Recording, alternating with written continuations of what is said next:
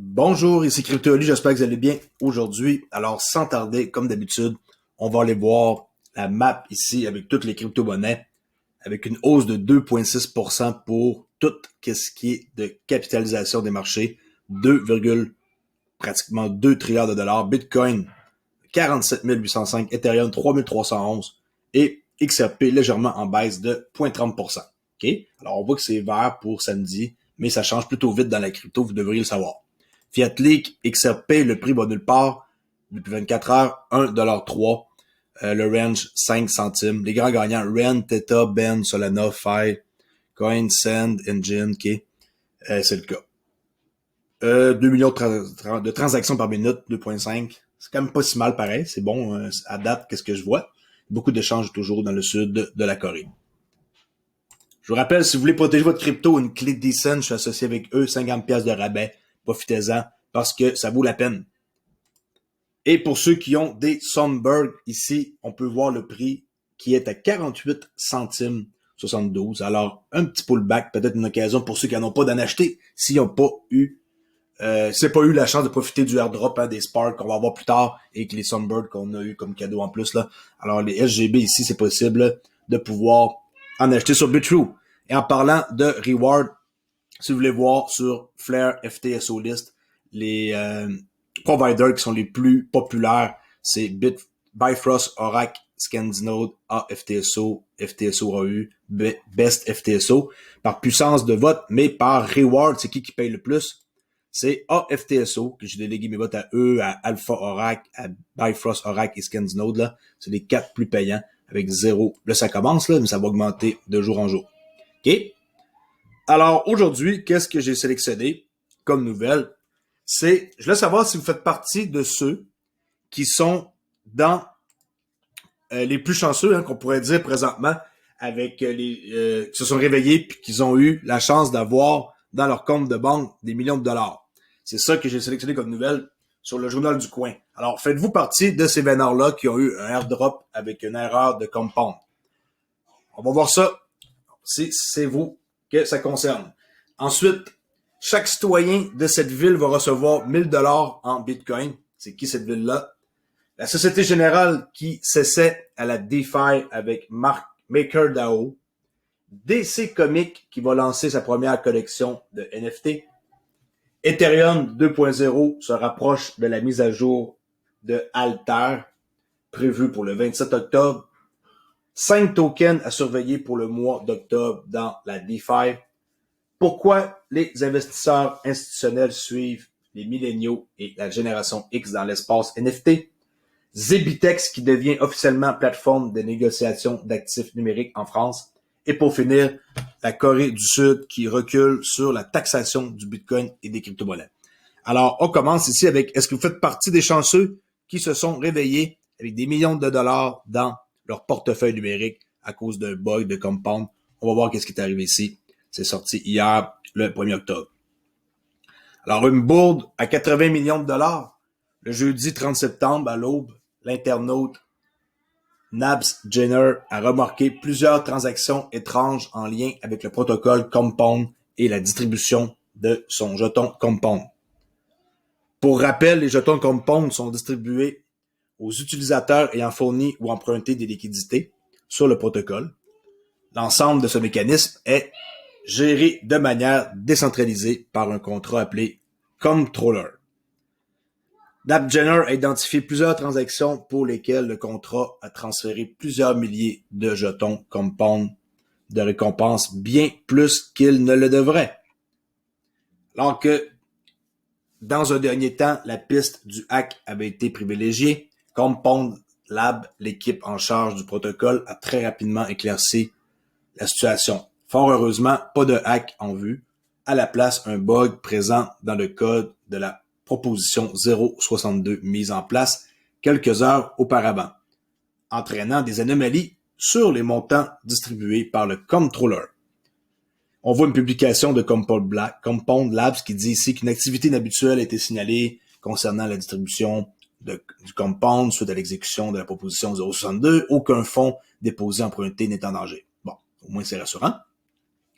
1 heure après les faits, Robert Lestner, cofondateur du protocole Compound, est revenu sur l'origine du bug dans un thread Twitter, qui dit qu'il y a quelques heures, la proposition 62 est entrée en vigueur, mettant à jour le contrat controller qui distribue le Compound aux utilisateurs du protocole. Le nouveau contrat du contrôleur contient un bug qui fait que certains utilisateurs reçoivent beaucoup trop de Compound. Oh my god, hein? C'est quand même assez spécial, hein? Ça veut dire qu'il y a quand même pareil des erreurs qui arrivent par rapport au protocole, hein? C'est à faire réfléchir. Dans la journée du mercredi 29 septembre, la proposition 62 avait été validée par la communauté et déployée sur le protocole. Celle-ci visait à modifier le ratio de distribution entre les emprunteurs et les prêteurs et la plateforme. Cependant, le code de la proposition réalisé par un membre de la communauté présentait un bug. Quand on dit que l'erreur est humaine, hein? Malgré les examens réalisés par d'autres membres. Alors, quelqu'un fait une erreur, il y a des examens derrière, et eux aussi, ils vérifient puis ils se trompent. C'est un peu louche pareil. C'est une chance que le contrat controller ne détienne pas l'intégralité des jetons Compound. En effet, il n'en détient que 280 000, chose qui est quand même pas mal, là. Le reste de l'offre étant stocké sur un contrat réservé dissocié. Dans ce cas, le préjudice se limite à la distribution généreuse de ces 280 000 Compound, soit environ 82 millions de dollars. Aïe, hein? Malheureusement, il est impossible de corriger le code déployé, car chaque modification du protocole doit passer par le module de gouvernance qui s'avère être un processus d'au moins 7 jours. Bien que cela n'ait pas impacté les fonds des utilisateurs, ce bug s'avère être une très mauvaise nouvelle pour Compound. Celui-ci chamboule totalement le calendrier de distribution du jeton, avec plusieurs milliers de jetons distribués en une seule journée, alors que celui-ci n'aurait dû être distribué qu'à peine 2000. Alors, pour finir ici, de son côté, le réseau Ethereum, lui, continue de faire face à une importante congestion, comme on peut voir là. Alors, tout le monde a des problèmes, mais juste pour vous mentionner que, même si c'est une longue article que je viens de vous lire, je trouve ça important de la mettre en premier de toutes mes nouvelles, parce qu'on n'est pas à l'abri de rien. Alors, la morale de tout ça, c'est de ne pas mettre tout son argent à une place.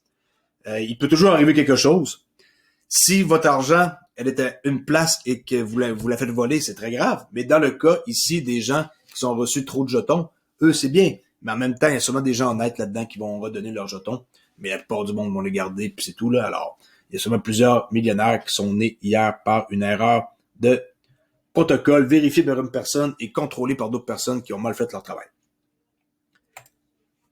On continue avec d'autres nouvelles qui vont être beaucoup plus courtes. Désolé si ça a pris du temps, mais je trouvais ça essentiel d'en parler parce qu'on n'en parle pas souvent de ce genre d'erreur-là. On parle souvent des personnes qui se font voler, mais les personnes qui reçoivent de l'argent, en plus, on n'en parle pas souvent. Alors, cette ville du Missouri va distribuer, c'est la ville que je disais tantôt, là, c'est qui va recevoir 1000 $ en Bitcoin dans toutes les citoyens. C'est une petite ville de rien, là, c'est 1500 personnes. Ils vont recevoir 1000 $ en Bitcoin, probablement, de la part ici de la ville. OK? Juste pour vous montrer qu'ils sont en train de vouloir convaincre le monde d'embarquer dans les bitcoins. Cette ville du Missouri, là, c'est une petite ville qui s'appelle Cool Valley. Petite ville du Missouri de 1500 habitants. Là. OK? La Société Générale s'essaye à la DeFi avec MakerDAO. Forge, la filiale de la Société Générale, qui est immense, qui s'intéresse à la blockchain, est en train de se lancer sur la DeFi. C'est la première fois qu'une entité bancaire aussi grande que la Société Générale entreprend un projet de ce type. L'offre que Forge veut mettre en place propose un prêt qui pourrait aller jusqu'à 20 millions de dollars en tokens. Forge est sur le point d'explorer en profondeur les enjeux et le fonctionnement de la finance décentralisée pour ne pas se lancer dans ce monde sans connaissance fondamentale. La filiale de la Société Générale a choisi de s'allier à MakerDAO. Okay. DC Comics va lancer sa première collection de NFT. La société a annoncé qu'elle s'associerait au Palm NFT Studio pour publier sa première série de NFT. La série de NFT sera organisée par l'éditeur et directeur de la création de DC, Jim Lee. Les actifs mettront en avant l'histoire de la société, notamment ses différents personnages et sa diversité de narration. toutes les personnes inscrites pourront obtenir un NFT gratuitement. Je vais m'inscrire, c'est sûr. OK. Et aussi, si elles s'inscrivent à l'événement virtuel mondial de l'année, elles pourront en obtenir un second en le partageant sur les réseaux sociaux, chose que je vais faire. Parmi les nombreux personnages de la liste légendaire de DC figurent Batman, Superman, Wonder Woman, Green Lantern et Harley Quinn, sans oublier de nombreux méchants et anti-héros célèbres. Le drop de NFT donnera aux fans l'opportunité de collectionner 3 couvertures pour chaque personnage, ayant 3 niveaux de rareté différents. Checkez c'est quoi? Les raretés sont classées en 3 catégories, courantes, rares et légendaires. Qui sait qu'est-ce que ça peut valoir? DC sera-t-il le prochain grand nom des NFT? Fort possible. Rétrospectivement, la décision de DC Comics de sortir des NFT est plutôt judicieuse. Les bandes dessinées sont par nature des objets à collectionner et l'extension aux actifs numériques est d'autant plus pertinente. Ethereum 2.0 se rapproche avec la mise à jour de Alter, prévue pour le 27 octobre.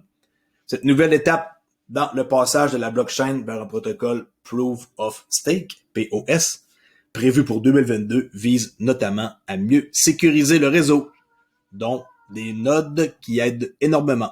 C'est ça que ça sert des nodes. Les 5 tokens à surveiller pour le mois d'octobre dans la finance décentralisée. Il y en a même un que je connaissais pas. OK, alors AEV,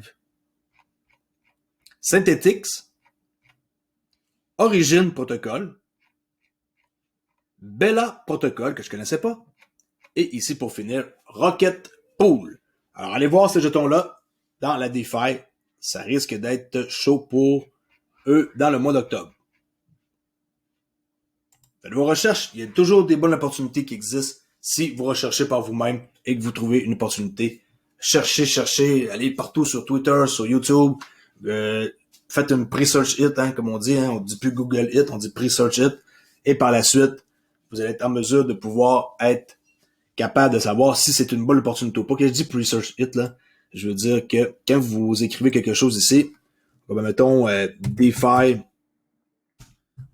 5, vous allez voir, j'utilise pre-search maintenant comme moteur de recherche, ok? Parce que en plus, ça me rémunère. Mais là, présentement, je suis pas logué, alors je devrais me loguer si je veux que ça rémunère. J'ai redémarré mon ordinateur et on voit que la recherche que je viens de faire, ça me rémunérera pas. Si vous voulez savoir plus d'infos sur pre-search, contactez-moi. Il y a encore des possibilités d'avoir des nodes. C'est très abordable. Là. Okay, on en parlera dans une autre vidéo. Dépêchez-vous, vous avez encore une semaine pour pouvoir vous procurer des nodes avec juste 1000 pre-search pour staker. OK, on continue ici avec la prochaine nouvelle. C'est pas trop long, on finit bientôt. Les investisseurs institutionnels suivent les milléniaux et la génération X dans l'espace NFT. Ben oui, les vieux suivent les jeunes. Ils devraient parce que c'est les jeunes qui sont en train de créer l'avenir. L'année dernière, les tokens non fongibles sont devenus une vitrine culturelle de la cryptosphère. C'est pas une nouvelle là, pour nous qui sommes dans la crypto. Aujourd'hui, les investisseurs institutionnels suivent les milléniaux et la génération X dans l'espace NFT. L'afflux des investisseurs institutionnels dans l'industrie de la blockchain et de la crypto est inévitable. C'est ce qu'a déclaré Ryan Wilkinson, cofondateur de Block Asset, l'écosystème NFT dédié aux athlètes dans une interview avec BNCrypto.com, que les NFT ont apporté de nouvelles possibilités dans la curation et la circulation de l'art et ont attiré le soutien des célébrités comme Nike, Sony et Disney, qui sont quelques-unes des institutions qui prennent les devants alors que les acteurs grand public exploitent cet attrait rockstar de la technologie de nouvelle génération. Près de 50%, je vous rappelle, des milléniaux détiennent un actif numérique. Et on peut voir ici, je pensais que j'avais une autre nouvelle. Attendez. Non, c'est pas... oui, c'est ici. Vous savez, comme Snoop Dogg, Gary Vaynerchuk sont très, très, très impliqués dans les NFT. Surtout Gary Vaynerchuk, là, vous pouvez le suivre sur Twitter. Homme très cool d'ailleurs, que j'aime bien. Et on sait que Visa se sont procuré un CryptoPunk de 150 000 $ le mois dernier. Alors même Visa sont entrés dans les NFT. Zebitex devient officiellement plateforme de négociation d'actifs numériques en France. Alors, fondée en 2018, Zebitex est une crypto-bourse opérée par l'équipe de Digital Service qui est elle-même une société française évoluant dans la cryptosphère depuis 2013. Le 27 septembre, Zebitex a en effet été enregistré comme plateforme de négociation d'actifs numériques par l'AMF, l'Autorité des marchés financiers. Elle devient ainsi la 3e société à obtenir ce statut très complexe à obtenir. Ben, bravo pour Zebitex, que je connaissais pas. Alors, cool pour eux. Et pour finir, la Corée du Sud, finalement, qui recule sur la taxation de Bitcoin et des crypto-monnaies. Après avoir repoussé la date d'enregistrement des exchanges, le gouvernement de la Corée du Sud vient de reporter l'entrée en vigueur de la loi d'imposition des transactions en Bitcoin et autres crypto-monnaies. Excellente nouvelle. Vraiment, comme ça va laisser du temps pour les gens de mieux se restructurer. Alors, merci beaucoup d'avoir écouté. Okay, ici CryptoOli, si vous n'êtes pas encore abonné à ma chaîne, faites-le immédiatement. J'arrive bientôt à 6000 abonnés. Et vous pouvez nous suivre sur Twitter, ici, à Olivier_XRP. Bon samedi à tous, on se rejase demain sans faute. Ciao!